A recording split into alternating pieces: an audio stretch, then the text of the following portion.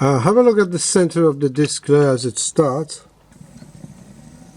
Well, probably not that well seen, but you can see that it wobbles, you know, up and down.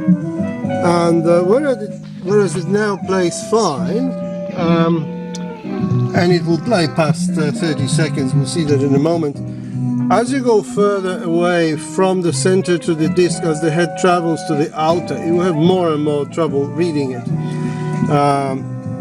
We'll see, you see this crucial 30 seconds, and it goes past, no problem at all. But when we go to the next track, it makes the liar out of me, because it played unreliably further up. And now it plays fine. But, well, I'll see how it goes. I'll play it for a day or two and see if it goes good. If not, I'll order another mechanism. But you see, with that wobbling, it will play some disc and some it won't, you know, so that's why.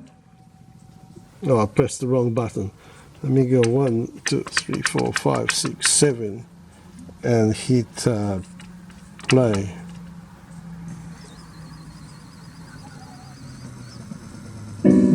You could hear how it went boo boo boo boo boo boo boo boo boo. Okay.